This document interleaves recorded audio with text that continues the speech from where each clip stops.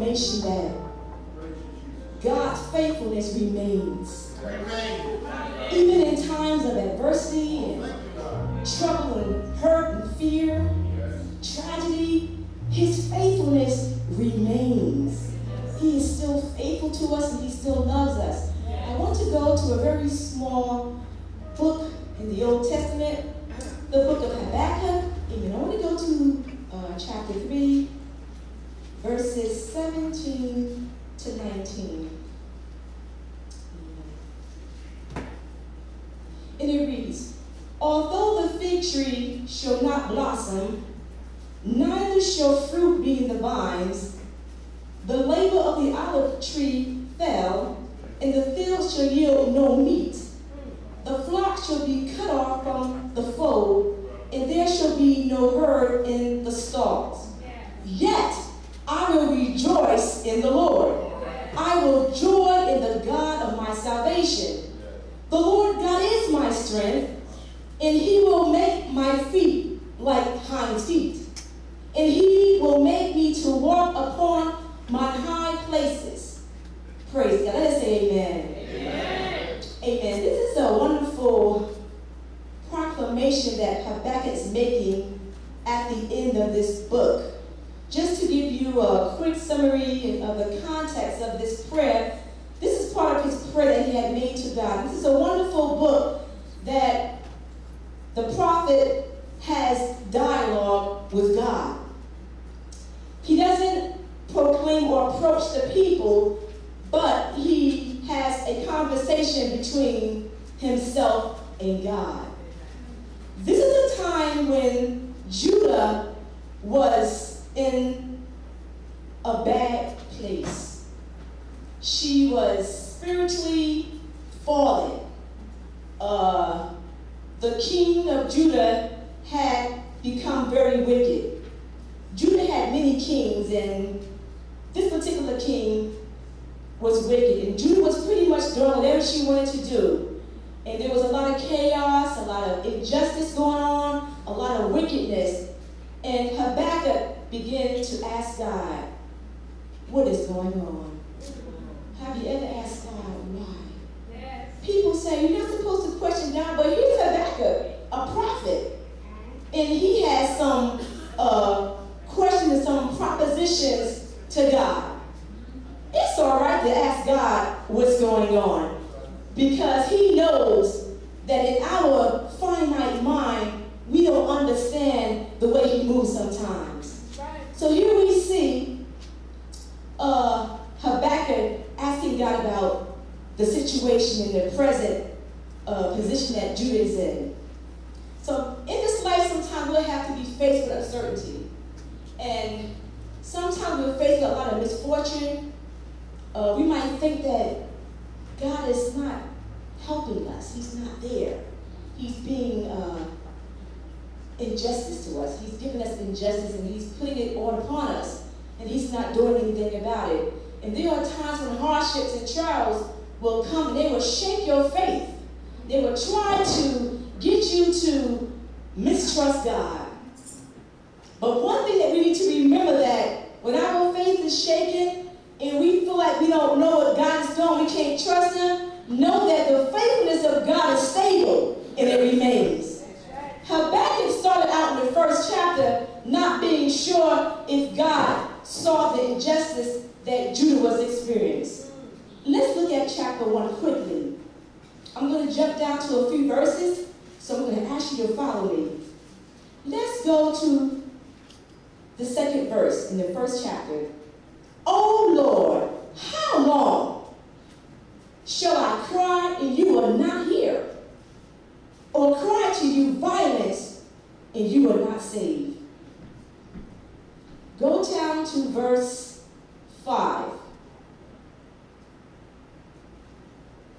"Behold, ye among the heathen in regard, and wonder marvelously, for I will work and work in your days, which ye will not receive, although it be told to you." So Habakkuk said, God, what's going on? Why is all this injustice, this evil is going on in the land? And it seems like you're just watching and not doing anything. Right. And God is saying, look out. I'm about to do a work, and you're not even going to believe it when I begin to do it. And we go down to the 2nd chapter. It says in verse 1, I will stand upon my watch and set me upon the tower, and will watch to see what he will say unto me, and what I should answer when I am reproved. And the Lord answered me and said, write the vision, make it plain upon tables, that he may run that readeth it. For the vision is yet for an appointed time, but at that end it shall speak and not lie.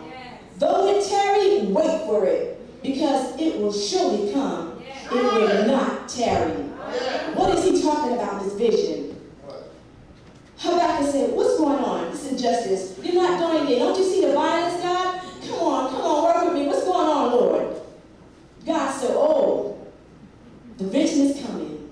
I'm about to do a great thing. He was referring to that God was going to handle Judah. And he was going to send the Babylonians. Habakkuk was like, oh my goodness.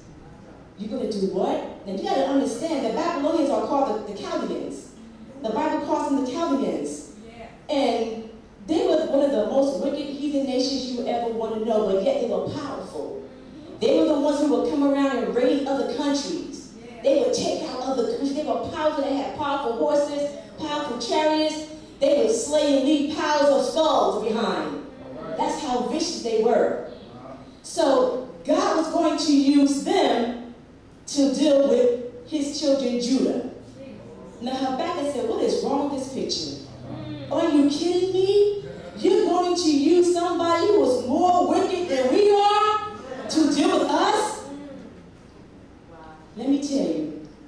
He answered Habakkuk. He said, wait for the vision. It's going to come a time where, while they come and get you, and the people of God did go into exile. You remember Babylon, they took them into exile? And he said, at the same time, after a while, Babylonia will be captivated, and she will have her enemies come and destroy her. See, God always takes care of business. He'll make your enemies destroy your enemies. Remember that, right? So, God is saying to Habakkuk, don't worry. Even though I'm going to discipline you, you're going to be chastised, but at the same time, I'm going to bring in some enemies to destroy those who are giving you a hard time, and I will deliver you. Amen. See, sometimes we got to go through some things because Judah wasn't in right standing. And those who were in right standing, God said, I got you. I'm going to work it out. I'm going to take care of you. Just know that even though you're among heathens and they're doing everything but the right thing, know that if you live for God, if you hold your peace, that God will fight your battle, that God will look out for you. So by the time we get to the 3rd chapter, Habakkuk has learned the lesson of faith. He realized that God was going to see Judah through. He was going to deliver her. In spite of her trials, God was faithful, and he is our Savior. Now, there are some spiritual recommendations that I want to share with you today that we should consider when we need help to realize that God is faithful. Because sometimes we go through some things and we're like, okay, where are you, Lord? Like Habakkuk. He said, where are you? He questioned God. He said, I'm going to stand here in the tower, and I'm going to wait till he answers me. And I'm going to see what he says. And God sent the word. Yes, he did. Some of that word he didn't want to hear because it was pending doom upon his people. But on the flip side, he told them that after a while, I'm going to take care of you. I'm going to deliver you. I'm going to bring you out. So you might have to go through some things, but it's going to be all right. God is going through it with you, and he'll bring you out. The first recommendation I want to look at is, I want us to look for the plan or design in God's faithfulness in our circumstances. Know that God is working something out when you're going through. Sometimes some things happen to us, and we're like, really, Lord? I have said it myself. Like, really, Lord, where did that come from? Why, Lord? But at the same time, I trust you, God. So I don't understand it, but I'm going to trust you. So while we may be in what seems to be a hot seat, our faith and trust in God will need to step up to the plate. It is in difficult times that we will be tempted to doubt God because we may not understand why He is moving in a certain way. Yes. And this is one of those times where we must walk by faith and not by sight. Amen. We can't go on what we see and how it's looking. Amen. Habakkuk knew that God had a plan for the people of Judah because He told him so. Now, for their disobedience and their unrighteousness, they would have to go through some intense times. And their future would consist of being invaded by the Babylonians and captured. But God also enlightened Habakkuk that He would deliver Judah. Before the deliverance would take place, Habakkuk knew that destruction and captivity would be seen. We've got to remember that God is working out a plan in the midst of your tragedies. Now, it's hard to understand that. How can God be working for me when right now I'm going through so much pain and hurt? Or I'm going through a situation I don't know how I'm going to get out of, and this just doesn't look like God. This is not His character. But you have to remember in Jeremiah that the Bible says that God has a plan for us. And that plan is not evil. It's not wicked. He's doing a good thing. And He wants to give us a prosperous future. How many believe that on today? Amen. It is when you're going through hard times that God steps in and He turns it into a good thing. Yes. You remember in Genesis when Joseph's brothers did him so wrong, and at the end that thing flipped the script. And Joseph said, you know, you meant it for evil, but God meant it for good. Yes. God has a way of turning things around, even though we can't understand it or see it at that time. The next recommendation is to keep in mind that God always proves Himself to be faithful and just. Sometimes it seems like the trials we go through are so unfair. God, why is this happening to me? You know I try to live right all the time. So why am I going through this, Lord? I don't understand this. We may even feel like God is letting our enemies get away with spiritual murder against us. Yes. Because sometimes it seems like the unrighteous have an upper hand, seem like. Sometimes it may seem like they even being blessed, and you're not. And you're like, what's wrong with this picture? This is not right. But keep in mind that God is faithful and just. We as the people of God, we are the just and we shall live by faith. You've got to tell yourself that I am just and I will live by faith. No matter how the picture is looking, the devil will come in and try to paint a picture of an illusion. He will try to make God look like He's not doing His job. But we understand on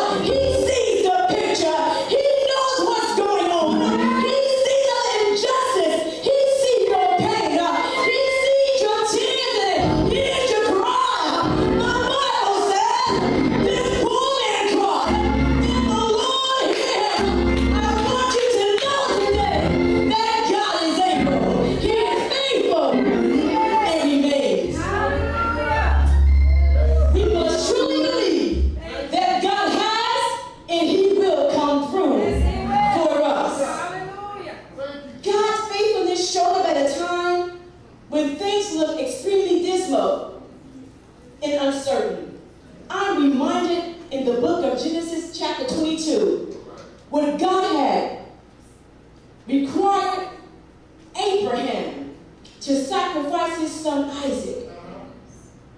Now, God had miraculously blessed Abraham with Isaac in his old age. Remember, when Sarah was really old and they had a child? That was a miracle. So no doubt, I don't know for sure, but maybe as Abraham being like you and I, human, he probably wondered, why would God perform a miracle in one area of my life and then turn around and take that miracle away? Something is wrong with that picture. That's not God. When you feel that way, I want you to know that God is getting ready to do a plan. There's a plan behind the scene. There's a strategic design that God is doing something behind the scenes. Because that is not the character of God. So he took Isaac. He was obedient. Abraham was obedient. He took Isaac, and they were on their way. And God had gave a designated place. He said, this is going to go down on Mount Moriah. And I want you to take Isaac there, and I want you to sacrifice him. I mean, like the altar and rocks and sticks and sacrifice. I want you to do that. And Abraham says, no, okay. His faith in God caused him to trust God even though he did not understand what God was doing. See, that's faith. That's trust in God. You can't say, well, I'll trust you if you explain to me what's the purpose of this request. I'll trust you if you let me know why you did it this way. I'll trust you if you give me the background and the historical context of why you're doing what you're doing. That's not faith. Faith is when you walk blindly down the path of uncertainty. When you've been strategized with adversity and you're not sure which way to go. You know that your heart is broken. You know that something is wrong. You know that pain has attacked you. You know that your finances may not be right. You're not sure if you're going to be homeless. There may be a time when you don't know how you're going to eat. You've got to trust God and say, Lord, I don't understand what's going on, but I'm going to take Isaac. I'm going to go up to Mount Moriah.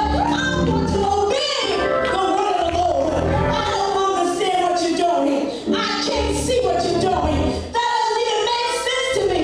But in my mind, I remember that God said all things work together for the good to those that love Him and are called according to His purpose. I believe today that I'm called according to His purpose.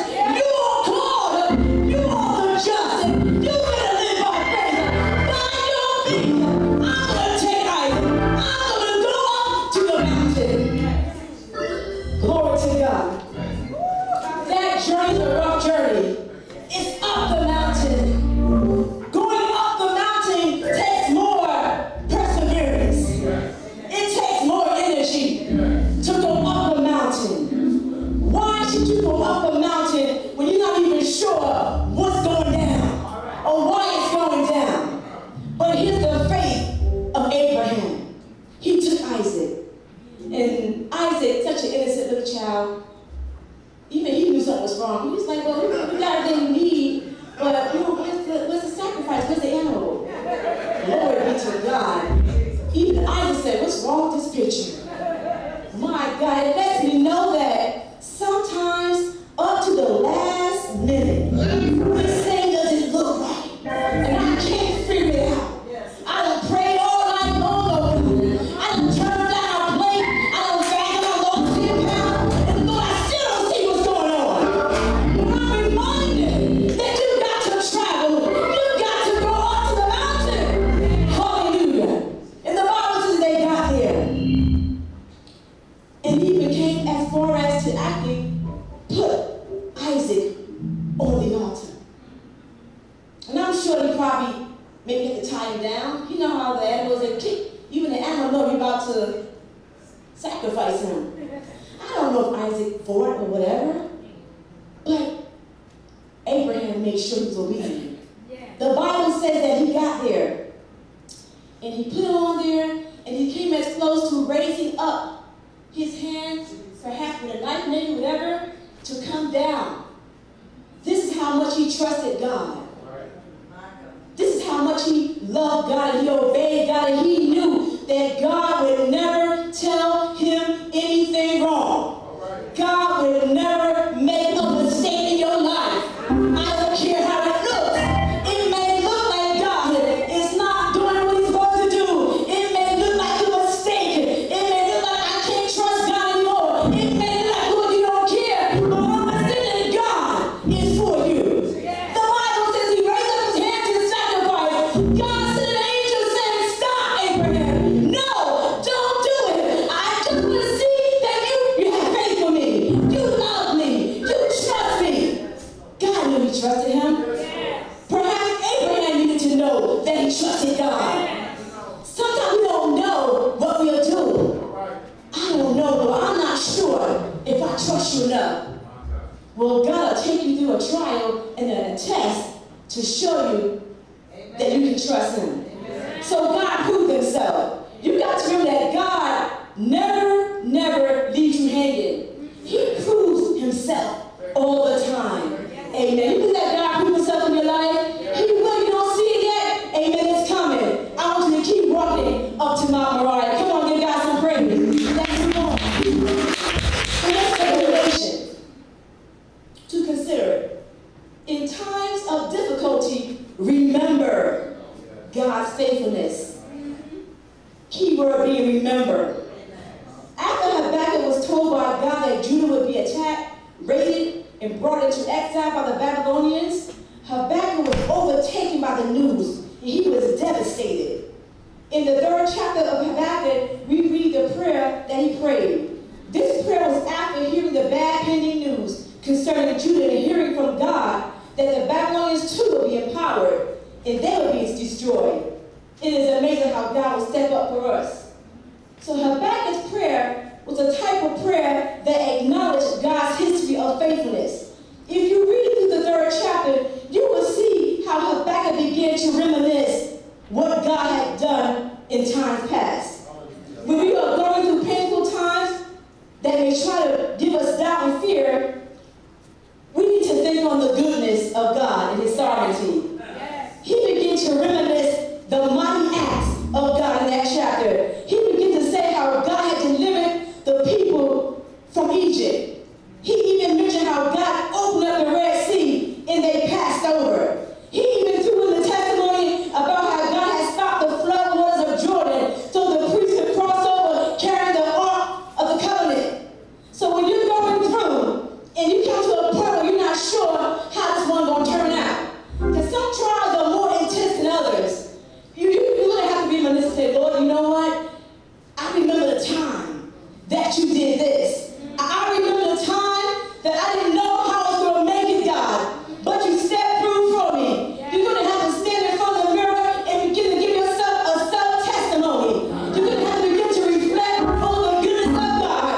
Remind yourself how God brought you through the last trial. So when you begin to doubt God, not trust him, be faithful and reminisce. Reflect on the goodness of God. Thank you, Lord. Remember, when you have given your heart to Christ, God strengthens your faith. You got to know that when you go through, God is building you. When you go through a hot, fiery trial, you come out as pure gold. You don't come out drawn and weak and tired and battered and overpowered and conquered. No, because God is in the fire with you.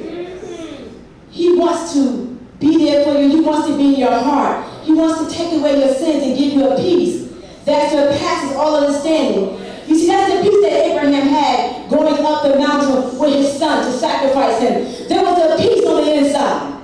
He didn't go murmuring and complaining all the way. He didn't go and say, I don't believe this. Come on, boy. Keep up. We got to go up this mountain. I don't even know what's going on. You're about to be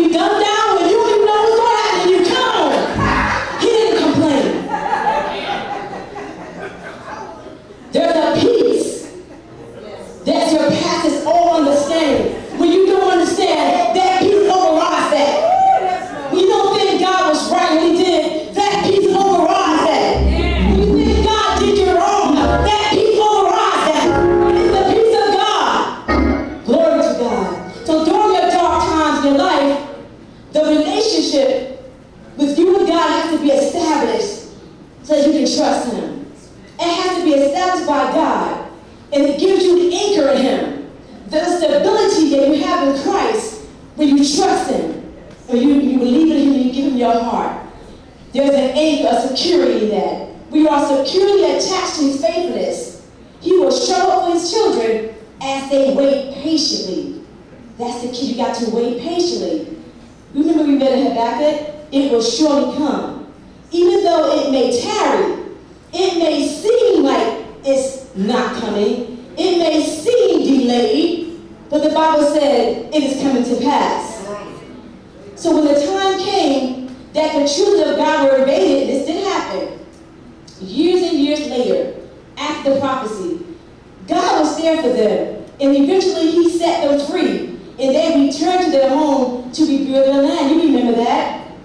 The Babylonians were also, God kept His word. They were invaded by the Persians and conquered as God had told Habakkuk years before. He kept His word. God was faithful to His word and to His people. Let us make sure that we give our hearts to God so that we can be called faithful and that we can be called the just and that we will live by our faith. Give God praise. Amen. We pray that you have been blessed through the Word of God on today, encouraged and strengthened. We extend a warm invitation to you to come into fellowship with us at 70 North Grove Street, East Orange, New Jersey.